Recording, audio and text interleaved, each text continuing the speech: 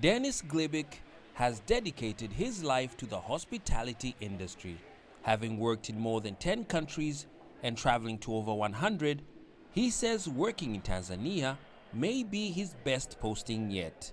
Despite the last 2 years being challenging due to the impacts of the COVID-19 pandemic, he says 2021 saw the beginning of tourists flocking back into the country, scrambling to get away from cold winters for sunny beaches and beautiful savannas.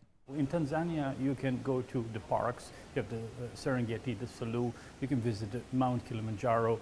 You can go to Zanzibar. You can do the beaches. You can do culture. You can do heritage. You can do agriculture visits. You can go to Arusha.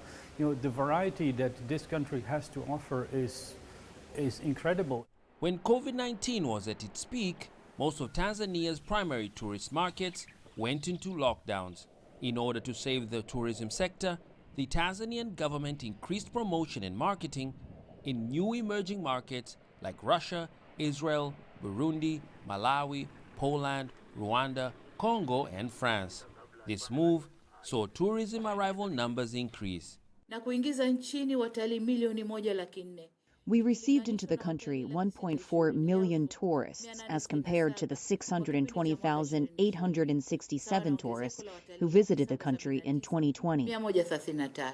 According to the National Bureau of Statistics, Tanzania has one of the world's highest percentages of reserved land as protected areas, about 38%. It has 22 national parks and is home to a large variety of wildlife, including the large animals known as the Big Five.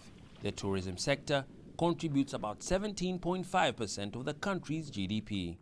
To try and keep exposing Tanzania's tourism across the world, President Samia Suluhu Hassan was featured in the Royal Tour documentary. It's a film that portrays key and leading tourist sites. The publicity from the Royal Tour filming and the Tourism Board's marketing efforts saw earnings from the tourism sector improve significantly last year.